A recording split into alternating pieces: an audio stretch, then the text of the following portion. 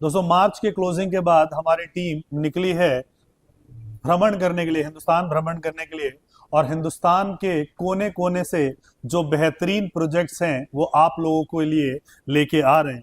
तो आज मैं अपने टीम के साथ आया हूं, गौरव के साथ इस प्रोजेक्ट पे। आई एम श्योर गौरव ने पूरा प्रोजेक्ट देखा होगा, समझा होगा, और गौरव सरप्राइज भी होगा कि हम ये कहाँ पे आए हैं। जी सर, राइट। बिल्कुल तो बिल्कुल सर। गौरव, इस प्रोजेक्ट से रिलेटेड और लोकेशन से रिलेटेड और कोई भी अगर आपको डाउट हो या प्रोजेक्ट को लेके, तो आप मेरे से कोई भी सवाल कर सकते हो। बिकॉज हम लोग निकले हैं अपने इन्वेस्टर के लिए कि 2000 let us make this 2026 and 27 financial year as the best financial year for our investors, whereas in इस समय पे जहाँ पे पूरा देश अपने घरों में बैठा हुआ है, बच्चों की छुट्टियां चल रही है। जिनकी छुट्टियां नहीं चल रही है तो वो जानबूझ के छुट्टियां मना रहे हैं कि जियो पॉलिटिकल सिचुएशन ठीक नहीं है, जी इसराइल का ईरान का वॉर चल रहा है, जैसे सारा बम उनके ऊपर ही गिरने वाला है, तो ऐसे करके वो बाहर जाने से बच रहे हैं।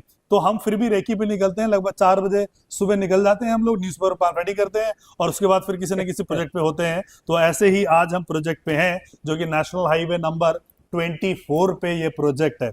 सो गौरव, ओवरऑल बताओ कैसा सारा चीज अनुभव रहा, कैसा एक्सपीरियंस रहा, और कुछ भी अगर आपको कुछ पूछना हो तो बेधड़क होके पूछ सकते हो एज अ कस्टमर। अगर आप कस्टमर होते तो आपके जहन में कौन कौन से सवाल होते, वो सवाल मुझसे डायरेक्टली आप पूछ सकते हो। So sir, thank you so much कि आपने मुझे एक चांस दिया एक कस्टमर बनने का। तो बड़ा मजा आ रहा है क्योंकि कस्टमर जब हमसे मिलता है तो काफी क्वेश्चंस करता है, और क्वेश्चंस जो होते हैं बड़े लॉजिक वाले होते हैं। हर क्वेश्चन ना आपको एक लर्निंग देता है।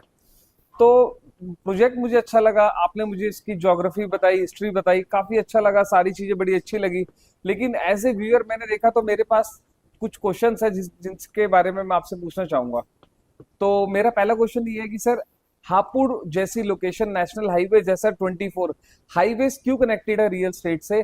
और हापुड़ जैसी लोकेशन जहाँ पे लोग आना, जैसे हम बात करें एनसीआर की, तो लोगों को लगता है कि दूर है, कनेक्टिविटी नहीं है। तो आपका क्या कहना है सर इस? सो बेसिकली कि पहले कैसा था कि कोई भी जो मेट्रोपॉलिटन सिटी होता है वो एकदम सेंटर ऑफ द सिटी से ग्रो करना शुरू होता है। जैसे हम दिल्ली की बात करते हैं तो सेंटर ऑफ द सिटी जो है वो उसका कनॉट प्लेस है। जी सो कनॉट प्लेस के ईस्ट, वेस्ट, नॉर्थ, साउथ वो ग्रो होना शुरू होता है। सो कनॉट प्लेस से आप 100 किलोमीटर ले लीजिए, गुड़गांव मानेसर डेवलपमेंट हो गया है। उस तरफ आप ले लीजिए नोएडा तक, वो जेवर तक डेवलपमेंट हो चुका है। इस तरफ आप देख लेंगे तो सोनीपत, पानीपत तक वो डेवलपमेंट हो चुका है। ये वाला जो जोन है उत्तर प्रदेश का, वो जी उतने बेहतर तरीके से एक्सपैंड नहीं हुआ। हालांकि उसको हो जाना चाहिए था। जब वेब सिटी आई थी या वेब ग्रुप्स जब यहाँ पे आए थे और कई हजारों एकड़ में उन्होंने वो एक्वायर किया था, लेकिन उसके बाद वो एग्जीक्यूशन पे नहीं आ पाया। But over a period of time the highway man of India, जिन्होंने ये दिल्ली और मेरठ हाईवे को कनेक्ट किया, उसके नितिन बाद गडकरी जी। नितिन गडकरी जी, उसके बाद यहाँ पे कनेक्टिविटी इंप्रूव हुई, एक्सप्रेस हाईवे हुआ, एंड एक रिवर्स माइग्रेशन का प्रोसेस स्टार्ट हो गया कि जो लोग भी मेरठ के थे, जिनको 5 से 6 घंटे लगते थे दिल्ली आने के लिए, जॉब करते थे, दिल्ली में ही रहते थे, अब अगर कनेक्टिविटी 45 मिनट्स का हो जाएगा तो वो लोग अपने घर पे रहेंगे। बिकॉज सी, अपने घर से बेहतर खाना, अपने यारों के बीच में बैठना, इससे अच्छी जिंदगी नहीं हो सकती। चाहे आप कमेलियास के फ्लैट में क्यों नहीं रह रहे हो, लेकिन जब तक आप अपने दोस्तों के बीच में नहीं बैठे हो, जब तक अपने रिश्तेदारों के साथ नहीं बैठे हो, तो वो आपको आनंद नहीं आता। तो रिवर्स माइग्रेशन हो गया है। मैं फॉर एग्जाम्पल, मैं रोहिणी में रहता हूँ, सेक्टर 24 रोहिणी में रहता हूँ, और मेरा जो ऑफिस है Pitampura, it is just 5.5 kilometres, but I need to travel 1.5 hours to travel that distance. जी सो 1.5 घंटे के समय के बाद मैं अपने ऑफिस पहुंच पाता हूँ, जी क्योंकि वो पीतमपुरा से लेके कोहाट इनक्लेव, देन हमारे यहाँ एक बरमुडा ट्रायंगल है, उसको मधुबन चौक मतलब बोलते हैं, उसको जी पार जी करके जाना होता है। जी सो आज लोगों को सुकून चाहिए, लोगों को पीस चाहिए, और एक कनेक्टिविटी यहाँ पे इंप्रूव हो रही है। तो जो शहर जो कंजेस्ट हो गया है, वो शहर अपने आप को डीकंजेस्ट होना चाहेगा। जो आप 50 गज के घर में रह रहे हैं, जी और उस 50 गज के घर में आपके पास कोई फैसिलिटी नहीं है, कोई एम्यूनिटी नहीं है, हो सकता है आप सोसाइटी में रह रहे हो, जी लेकिन सोसाइटी में भी एम्यूनिटी के नाम पे आपके पास सिर्फ एक सिक्योरिटी गार्ड है, जो सिक्योरिटी गार्ड अपनी सिक्योरिटी भी नहीं कर सकता। तो जी आज का जो जेनजी है या मिलेनियम चाइल्ड है, चाहे वो टीयर 1 का हो या टीयर 2 का हो, वो रील्स देखता है और अपने पापा को बोलता है, पापा मैं कब क्लब वाले सोसाइटी में रहूंगा, जी पापा मैं कब ऐसे सोसाइटी में रहूंगा जहां छलांग मार के स्विमिंग पूल में जा सकूंगा, जी पापा मैं आपको गोल्फ खेलता हुआ कब देख पाऊंगा। और अगर उसके पापा इसका जवाब नहीं दे पाते हैं, तो वो बच्चा भी कहता है, पापा अभी तक आपने मेरे लिए किया ही क्या है। तो वो सारी चीजें हैं। तो टीयर 2 सिटी में भी वो सारी क्राउड्स आ रही है जो अपने आप को अपग्रेड करना चाहती है, जो अपने स्टैंडर्ड को इनहांस करना चाहती है। And basically talking about this location, तो ये लोकेशन नोएडा से बहुत पास है गौरव। अगर आप अक्षरधाम से ट्रैवल करोगे 45 मिनट, जी नोएडा से जस्ट जो है आधा घंटे का रास्ता है, 30 किलोमीटर है। जितने भी आईटी में लोग काम कर रहे हैं नोएडा में, they are not from Noida जी पर्टिकुलरली। जी बिल्कुल जितने भी शहर जैसे बैंगलोर हो गया, हैदराबाद हो गया, पुणे हो गया, गुरुग्राम हो गया, ये जो शहर है जी इनको प्रवासी लोगों ने बसाया हुआ है, जी माइग्रेंट पॉपुलेशन ने बसाया हुआ। तो नोएडा में भी माइग्रेंट पॉपुलेशन है। और उस माइग्रेंट पॉपुलेशन के थॉट प्रोसेस में एक चीज है कि आपने फ्लैट तो ले लिया, जी लेकिन फ्लैट में आपका है क्या? है क्या क्योंकि अभी तक कोई फ्लैट डिसमेंटल हुआ नहीं है। 99 ईयर्स के बाद क्या होगा, क्या होगा? वो ऐसा पहला एग्जांपल हमारे पास है नहीं जी कि 99 ईयर के बाद क्या होगा, लीज रिन्यू होगा कि नहीं होगा। जी तो आज के डेट में भी ऐसा रियल स्टेट ही इकलौता ऐसा फाइनेंशियल इंस्ट्रूमेंट है जिसको कि आप लीगेसी को एज अ लीगेसी आप ट्रांसफर करते हो अपने जनरेशन को। जी सो इससे पहले मैं बैंक में था, तो बैंक में हमारे पास 19 प्रकार के फाइनेंशियल इंस्ट्रूमेंट्स होते हैं, लाइक किसान विकास पत्र हो गया, म्यूचुअल फंड हो गया, जी रेकरिंग डिपॉजिट हो गया। Real estate is the only thing जहां नॉमिनी नहीं होता है, वहां लीगल हेयर होता है, ठीक है। और आप अपने जो लीगल हेयर्स को एक लीगेसी ट्रांसफर करते हो प्लॉट के फॉर्म में, जहां जमीन भी आपका है और आसमान भी आपका है। तो अभी जो जेनजी मिलेनियम चाइल्ड जो है वो बहुत समझदार हो रहे हैं और बहुत समझदारी के साथ इन्वेस्टमेंट कर रहे हैं। कनेक्टिविटी यहाँ पे इस तरफ बहुत अच्छी इंप्रूव हो रही है। So people from Noida all across will buy. And particularly talking about this location, अगर आप अक्षरधाम से शुरू होते हो और यहाँ तक आते हो, this area comes under Hapur Pilkhuwa development authority. तो यहाँ तक आप आते हो तो कोई भी ऐसा सोसाइटी नहीं है जिसकी कीमत 1.5 लाख से कम है, जी और 1.5 लाख में भी वो आपको एमिनिटीज नहीं मिल रही है। जी तो आपको ये वर्ल्ड क्लास की एमिनिटीज मिल रही है, अफोर्डेबल प्राइस मिल रहा है, अच्छे प्राइस पे आप एंट्री कर सकते हो। What else you need? तो थैंक यू सो मच, आपने ये बताया, हमारे व्यूअर्स को काफी अच्छा लगा। और मैं पहली बार कस्टमर बना तो मेरा सबसे पहला थॉट ही यही था। तो मैं सर कुछ लोकेशन पे तो मैं थोड़ा कन्विंस हो गया हूँ बीइंग अ कस्टमर। मैं थोड़ा सा डेवलपर के बारे में जानना चाहता हूँ, क्योंकि आप देखेंगे 2014-15 में बिफोर रेरा नोएडा के अंदर सुपर टैक आया, काफी बिल्डर्स आए, काफी लोगों का पैसा जो था वो कईयों को रिटर्न हो पाया, कईयों को रिफंड हो पाया, कईयों को नहीं हो पाया। कुछ साल में केसेस चले और जो रिजल्ट आया वो कस्टमर के फेवर में ही आया, लेकिन कस्टमर को बहुत लॉन्ग टर्म एक वेट करना पड़ा। तो डेवलपर की हिस्ट्री क्या है, कि ये डेवलपर क्या है और इनका क्या बैकग्राउंड है? ओके, सो जैसा आपने बताया कि बहुत सारे डिफॉल्टर्स बिल्डर थे, और वो जो रेरा आया है, अगर आप रेरा के कोर में जाओगे, इथोस में जाओगे, जी तो रेरा आया ही नोएडा वालों की वजह से। जी ये सारे के सारे डिफॉल्टर बिल्डर्स यहीं पे आपको मिलेंगे मैक्सिमम। अब ये सुन के मेरे पे एक नया डेफर्मेशन का केस हो सकता है। ऑलरेडी एक 51 करोड़ का डेफर्मेशन का केस मुंबई हाई कोर्ट में चल रहा है, जी तो और डेफर्मेशन का केस हो सकता है। जी लेकिन मैं डरता नहीं, ये सब फर्जीवाड़ा है, ठीक है। आपको बोलने की आजादी है, आपको बोलने की स्वतंत्रता है, और जो फ्रॉड है उसको फ्रॉड बोलेंगे, जो अच्छा है उससे उसको अच्छा अच्छा बोलेंगे। बोलेंगे, ठीक जी है। बिल्कुल कोर्ट भी ये संज्ञान लेती है कि जी फ्रॉड कौन कर रहा है, जी ठीक है, राइट।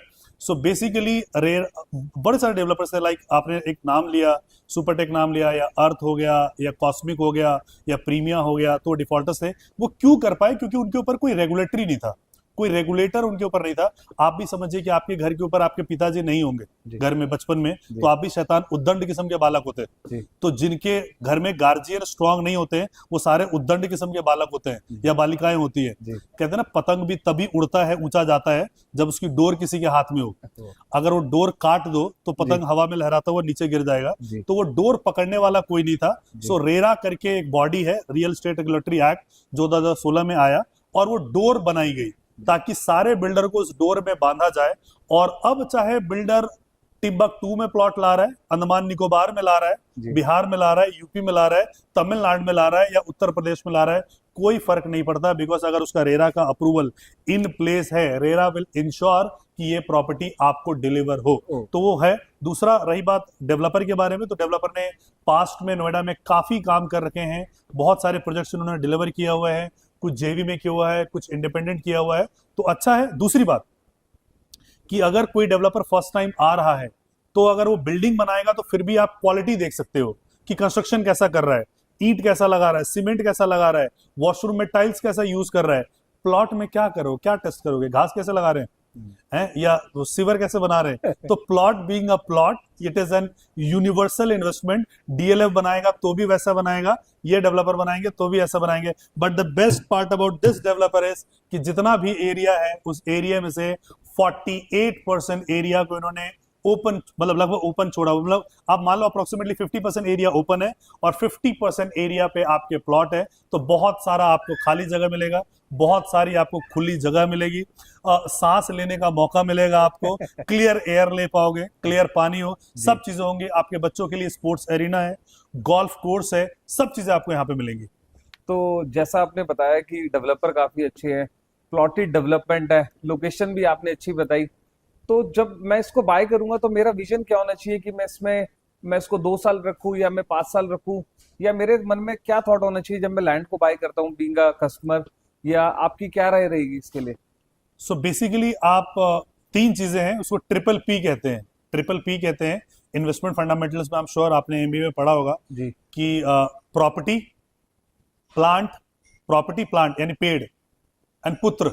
ट्रिपल पी, जी प्रॉपर्टी, पेड़ और पुत्र एक समय के बाद ही धन देते हैं। जी कि मान लीजिए आपका पुत्र ने जन्म लिया और जन्म लेते ही 5-6 साल के बाद उसको कहाँ पे लगाओगे, तो कहीं चाय के टपरी पे ही काम करेगा। जी उसको 12 साल की बेसिक एलिमेंट्री एजुकेशन चाहिए, फिर 3 साल का कोई प्रोफेशनल कोर्स चाहिए, फिर उसके बाद अच्छे से आपको पैकेज लेके वो कमा के देगा। जी राइट। अगर आप चाहते हो कि आपका पुत्र चाय के टपरी पे काम ना करे, तो आपको इंतजार करना पड़ेगा, पुत्र में इन्वेस्ट करना पड़ेगा आपको। जी करेक्ट। जी सिमिलरली पेड़, एक समय के बाद जो आपने वृक्ष लगाया, आम तुरंत पेड़ देना शुरू नहीं कर देगा, फल देना जी शुरू नहीं करेगा आम का पेड़।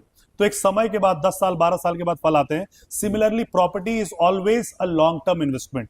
और जब से ये वस्तु विनिमय यानी बार्टर सिस्टम चल रहा है, सबसे पहली जो ट्रेडिंग शुरू हुई थी वो रियल स्टेट की हुई थी। और रियल स्टेट कभी भी रिवर्स पे नहीं जाता है। जी जैसे मान लो अभी जियोपॉलिटिकल सिचुएशन ऐसा चल रहा है, तो स्टॉक मार्केट में आपको सेंटीमेंट खराब होने की वजह से चीजें दिख सकती है, लेकिन रियल स्टेट में क्या है, I am sorry to use this word, real estate में फुकरे बायर्स नहीं है। वहां पे वो लोग हैं जो अपने प्रॉपर्टी को लंबा होल्ड कर सकते हैं। होल्डिंग कैपेसिटी जिनकी बहुत है, करोड़ की है, तो मार्केट डाउन भी होगा तो वो नहीं सेल करते। फॉर एग्जाम्पल, आप कहाँ रहते हो? मैं लॉरेंस रोड पंजाबी बाग के पास आप रहता हूँ। पंजाबी बाग में रहते हो। मान लीजिए प्रॉपर्टी डाउन चल रहा है, 1 करोड़ की आपकी प्रॉपर्टी थी, 80 लाख रुपए की हो गई, तो क्या बेच दोगे? नहीं नहीं, होल्डिंग कैपेसिटी स्ट्रांग है। मार्केट के सेंटीमेंट खराब हो सकते हैं, लेकिन होल्डिंग कैपेसिटी स्ट्रांग है, अनलाइक स्टॉक मार्केट जहां पे कि सेंटीमेंट पे तुरंत ट्रेड होता है। ट्रेड होता तो यहाँ पे रजे हुए लोग होते हैं, प्रॉपर्टी रिवर्स में जाती नहीं है।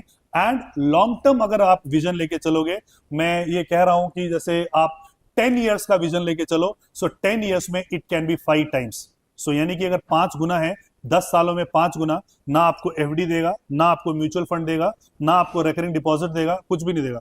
आपने पंजाबी बाग का एग्जाम्पल दिया, जी सो पंजाबी बाग में प्लॉट जो है अभी 7 लाख रुपए गज है। करेक्ट। जी बिल्कुल है जी इकोनॉमिक्स ये कहती है जी कि 7 लाख का प्लॉट 70 लाख का तो नहीं होने वाला है, लेकिन अगर यहाँ 72,000 रुपए में ले लोगे ना, तो 7 लाख के होने की पूरी संभावना है। संभावना सो जब भी आपकी बाइंग सस्ती होती है, एंट्री पॉइंट आपका लो होता है, तो आपको अप्रिशिएशन आने की संभावना ज्यादा होती है। Okay okay. तो यानी कि डेवलपर अच्छा है, लैंड अच्छी है, प्राइस लोकेशन बहुत से अच्छा है, बहुत 10 टाइम्स इम्प्रेस्ड हूं मैं। अप्रिशिएशन के चांस है। और एप्रिसिएशन तो आपने बताया कि लैंड है तो एप्रिसिएशन तो है ही है। तो आप मुझे क्या रिकमेंड करोगे कि मुझे यहाँ पे प्लॉट लेना चाहिए, मुझे किस लोकेशन पे लेना चाहिए, या फिर मैं कोई भी मतलब साइज क्या होना चाहिए मेरा, अगर मैं एंट्री एग्जिट करना चाहता हूँ, अगर मैं सेल्फ यूज करना चाहता हूँ, तो मेरा क्या सोच होनी चाहिए प्रॉपर्टी बाय करते हुए कि मैं यहाँ पे प्लॉट बाय करूँ अपने सेल्फ यूज के लिए? और तो आप प्लीज मुझे रिकमेंड करें एज ए कस्टमर, मैं आपसे ये सवाल पूछ रहा हूँ। देखिए, प्रॉपर्टी में सिर्फ 3 चीजें चलती हैं। जैसे विद्या बालन ने बताया था एक बार कि पिक्चर चलने के लिए 3 चीजें बहुत जरूरी है, एंटरटेनमेंट, एंटरटेनमेंट, एंटरटेनमेंट। आंटी जी अच्छा सिखा के गई थी हम लोगों को। वैसे ही प्रॉपर्टी में 3 चीजें चलती हैं, it is location, location, location. Yes जैसे मैंने आपको बताया कि किसी भी प्रॉपर्टी को चलने के लिए उसका अच्छा लोकेशन होना बहुत जरूरी है। तो ये लोकेशन इंटरनली आप कुछ भी ले सकते हो, लोगों की चॉइस होती है, ईस्ट वेस्ट फलान डिगान कॉर्नर कुछ भी हो सकता है। अगर suppose north facing plot 1 crore रुपए का है, तो साउथ फ्री में थोड़ा ना आ रहा है, जी तो ओवर अ पीरियड टाइम सब बराबर हो जाते हैं। लेकिन प्रॉपर्टी की जो लोकेशन है, जहां पे सोसाइटी की लोकेशन है, वो बहुत इंपॉर्टेंट। फॉर एग्जांपल, ये जैसे हाईवे टच है, आपके पीछे हाईवे, बिल्कुल है, हाईवे, नेशनल तो हाईवे 24। आप जिस प्रॉपर्टी में इन्वेस्टमेंट कर रहे हैं, उस प्रॉपर्टी के बढ़ने के 3 कारण होते हैं। पहला, कि वहां पे गवर्नमेंट की कौन से इंफ्राज है जी या अपकमिंग है। तो यहाँ पे आपका एनएच से कनेक्टेड है, रैपिड रेल का हाँ, स्टेशन रैपिड यहाँ रेल पे का आना है, आर्टिकल वो आया चीज है। न्यूज़पेपर में। अक्षरधाम से मात्र 45 मिनट आप पहुंच सकते हो। जी दूसरा सबसे इंपॉर्टेंट है कि वहां पे एम्प्लॉयमेंट कैसा है, कि अगर एम्प्लॉयमेंट अच्छा नहीं होगा तो शायद वो शहर क्राउड को पुल ना कर पाए। तो आपके पास में ही यहाँ से नोएडा है, पास में ही आपका गाजियाबाद है, जी पास में ही पिलखवा है जिसको सराफा बाजार का बेताज बादशाह बोला जाता है। तो एम्प्लॉयमेंट सी, आपने प्रॉपर्टी ले लिया, एंट्री पॉइंट आपका लो भी है, लेकिन अगर आपने वो सुदूर रत्नागिरी के दापोली में जाके ले लिया जी तो मुझे लगता नहीं कि वहां पे कल को कुछ होने वाला है। ठीक है, बहुत समय लगेगा उसको डेवलप होने में। ठीक है, एग्जैक्टली। मतलब एटलीस्ट 100 ईयर्स के आसपास का लगेगा। बट ये वाला जो प्रोजेक्ट है यहाँ, जहाँ पे कि आपकी रीच बहुत स्ट्रांग है, आप जब मर्जी गाड़ी उठा के आ सकते हो, देख सकते हो, अपने प्रॉपर्टी को मुआयना कर सकते हो, 4 पौधे लगा सकते हो, उसको पानी दे सकते हो, और जब पानी देते समय सेटिस्फेक्शन होता है ना कि यार मैंने इस रेट में लिया था, आज इस रेट में है, वो एक अलग फीलिंग होती है। तो लोकेशन बहुत मैटर करता है जहाँ पे आप ले रहे हो। सो बड़ा मजा आया आपकी बात सुन के। आपने लोकेशन में भी मुझे सेटिस्फाई करा, बीइंग अ कस्टमर, डेवलपर पे भी करा, प्लॉट पे भी करा। अच्छा, मैं आपसे एक क्वेश्चन और पूछना चाहता हूँ। बीइंग अ कस्टमर, मतलब मेरे को डायरेक्शन से कोई फर्क नहीं पड़ता। लोग कहते हैं साउथ फेसिंग प्लॉट नहीं लेना चाहिए, हाँ, तो आप क्या सजेशन है, आपकी क्या रिकमेंडेशन है मेरे साउथ लिए? फेसिंग प्लॉट नहीं लेना चाहिए। जी, जैसे अगर कस्टमर सोचता है कि वो थोड़ा सा अरे अशुभ है। वास्तु खराब है ना। जी अगर आप जीवन में कभी भी प्लॉट लो तो साउथ ही लो भाई, जी क्योंकि सन हमेशा रहता है, सुबह शाम का रहता है। मैं ऐसा नहीं कि आप नॉर्थ लो, ईस्ट लो, लेकिन जो साउथ को मना करते हैं उसको मैं बताना चाहता हूं कि आप ये देखिए कि हिंदुस्तान में सबसे समृद्ध वाला इलाका कौन सा है? South India. South south India. हाँ, दिल्ली में सबसे समृद्ध इलाका कौन सा है? South Delhi. South Delhi. Right. Mumbai में कौन सा है? South south. मुंबई, बांद्रा। दिल्ली में भी कौन सा है? साउथ दिल्ली है ना। साउथ दिल्ली। ईस्ट बहुत अच्छा है, तो फिर तो जमुना पार ही होगा ना। मतलब जो जमुना पार, जी आई एम जी, सो बिल्कुल सॉरी सही कह रहे हैं। For those people who are living, but मैं वास्तु के हिसाब से बता रहा था, जी ऐसा नहीं है। सो ऐसा अगर होता, मैं मुंबई की एग्जांपल बताता हूँ कि एक फ्लैट है, एक फ्लैट है, उसका वास्तु बहुत अच्छा है, ठीक है, और वो 25 मंजिल तक बना हुआ है। ऐसा होता है कि 23वें मंजिल वाला जो आदमी है ना, दुनिया का सबसे रईस है, और नीचे वाला जो आदमी है ना, वो सारे ईएमआई का लोन भर रहा है, तो उसका वास्तु भी सेम ही था, हाँ बिल्डिंग सेम ही था, एंट्रेंस सेम ही था। कुछ फर्क नहीं पड़ता बाबा, अपने कर्मों का फर्क पड़ता है।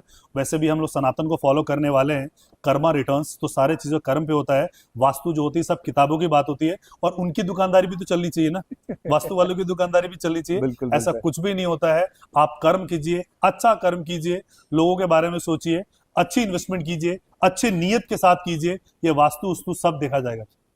तो जैसा, बहुत अच्छा लगा आपकी बात सुन के। मैं भी अभी कभी प्लॉट बाय करूंगा तो साउथ को पहले प्रेफरेंस रखूंगा, क्योंकि मैंने ऐसा सुना है कि उस पे पीएलसी नहीं लगती है।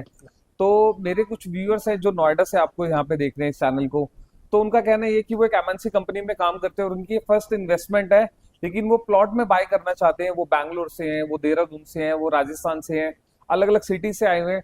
तो वो इस प्रॉपर्टी को बाय कर सकते हैं, और उनके फर्स्ट इन्वेस्टमेंट है, तो थोड़ा सा डर भी है उनको कि नोएडा में जो पिछले पहले हुआ, तो उनको क्या मैसेज देना चाहोगे? सी, मैंने जैसा आपको बताया कि नोएडा में जो पहले पास्ट में हुआ, और इनफैक्ट रेरा जो आया है ना, वो पैन इंडिया में इंप्लीमेंट हुआ है। इसके लिए तो नोएडा वालों को क्रेडिट देना पड़ेगा कि नोएडा नहीं होता तो ये रेरा नहीं आता, और पूरे इंडिया के लोग उसका फायदा नहीं उठा रहे होते। तो any project which is RERA approved, any project which is approved by the development, Yes. So that is fair enough to invest there. और मतलब क्योंकि गवर्नमेंट अप्रूव्ड है, RERA will take care of everything. आप first time buyer है, आप check कीजिए कि RERA approved है कि नहीं है। अच्छा पेमेंट प्लान आप बाय कीजिए, अपने आप सैलरी को देखिए, अपने बजट को देखिए, और अगर आपके बजट में ये आ रहा है, मान लीजिए कि आप नोएडा में कोई फ्लैट देख रहे हैं, जी 1.5-2 करोड़ रुपए के आसपास का फ्लैट देख रहे हैं, 1250 स्क्वायर फीट का साइज है या 1500 का साइज है, उतने में आप यहाँ पे प्लॉट ले लेते हो, उससे आधे प्राइस पे प्लॉट लेते हो, उसके आधे प्राइस पे आप कंस्ट्रक्शन करते हो, जमीन भी आपका है, आसमान भी आपका है, फ्री होल्ड की प्रॉपर्टी है। I am not talking about lease hold property Leasehold. Where your kids will not know कि after 99 years what is going to happen with this property. So आप फ्री होल्ड की property लीजिए, निश्चिंत रहिए, आराम से घर जाइए, खाना खाइए, आईटी वाले हैं 2 पैक पीजिए, प्रॉपर्टी का पेपर देखिए और सो जाइए, सो जाइए। चैन से सो जाइए। तो आपके जो सवाल था, जो आपने मेरे सवाल का जो जवाब दिया, वो काफी अच्छा था, काफी सेटिस्फाइड था, क्योंकि यंगस्टर्स आजकल पैसा अर्न कर रहे हैं, अच्छी उनकी सैलरीज है, लेकिन उनको पता नहीं है कि राइट डायरेक्शन पैसा कहाँ पे इन्वेस्ट करना है। तो मैं ये जानना चाहूंगा कि इसका पेमेंट प्लान और इसमें क्या क्या साइजेस हैं इस 30 एकड़ की टाउनशिप में, मैंने देखा कि बाहर सो जब बेसिकली मैं मैं आया था। आपको प्रोजेक्ट आपको समझा देता हूँ कि जी 30 एकड़ का प्रोजेक्ट है, हाईवे से हमारी एंट्री है, जी 117 गज से लेकर 256 का साइज है, अंदर ही मंदिर आपको मिलेगा, जी और उसके अलावा गोल्फ कोर्स मिलेगा, क्लब मिलेगा, क्रिकेट पिच मिलेगा। सो स्पोर्ट्स की जितने भी पिकल बॉल कोर्ट मिलेगा, बास्केटबॉल कोर्ट मिलेगा, हर एरिना स्पोर्ट्स का आपको मिलेगा। एंड मतलब फैसिलिटी आपको सारी मिलेगी, क्लब में रेस्टोरेंट्स वगैरह, स्पा, सैलून, ये सारी चीज़ें मिलेगी। कमर्शियल आपको मिलेगा, जो डेली नीड की शॉप्स हैं, सो उससे आप चीज़ें कर सकते हो। द पेमेंट प्लान इज, अभी आपको मात्र 10 लाख रुपए का अमाउंट देना है, 2 महीने के अंदर आपको लगभग 50% का पेमेंट करना है, रेस्ट जो बैलेंस है आपको पोजीशन पे देना है। तब तक आप अगर एग्जिट लेना चाहें तो अच्छे प्राइस पे एग्जिट ले सकते हैं। जी एंड अगर आप अपने लिए सेल्फ यूज के लिए देख रहे हैं तो it is going to be phenomenal यार। उस शहर के भीड़ भाड़, ट्रैफिक, कंजेशन, पोल्यूशन, पॉपुलेशन, इन सबसे दूर सुकून से, और आधा घंटा लगता है आपको पहुंचने में, नोएडा आप नोएडा, आराम से पहुंच सकते हो आप। बिल्कुल बिल्कुल बिल्कुल। तो बाकी जो मेरे क्वेश्चन थे यही क्वेश्चन थे कि डेवलपर कौन सा है, लोकेशन क्या है, पेमेंट प्लान क्या है, और मैं यंगस्टर्स को भी, अगर मैं एक बीपीओ में जॉब करता हूँ या किसी एमएनसी में जॉब करता हूँ, तो बीइंग अ कस्टमर मेरे कुछ थॉट्स थे जो मैंने आपसे पूछे। So thank you so much, आपने बहुत अच्छे आंसर्स दिए और जिससे मेरे जो मन के डाउट्स थे वो क्लियर हो गए। अब आप मुझे बताइए कि चेक देना कहाँ पे है। चेक एक्चुअली इकलौता ऐसा डेवलपर है जो चेक नहीं लेता, मैं अकाउंट दे दूंगा, सीधा आरटीजीएस लेते। सो आई होप गौरव आपने एंजॉय किया होगा जी साहब। सर जी। ऐसे ही और प्रोजेक्ट्स को एक्सप्लोर करने के लिए पैन इंडिया के टूर पे अतुल्यम निकली है। सो अलग अलग शहरों से, अलग अलग लोकेशन से, अलग अलग ऐसे प्रोजेक्ट आपके लिए लेके आए रहेंगे। सो बने रहिए इस चैनल के साथ और सब्सक्राइब कर लीजिए ताकि कोई भी इंफॉर्मेशन आपसे मिस ना हो। Thank you so much everyone, thank thank you you so sir, much. Thank you so much.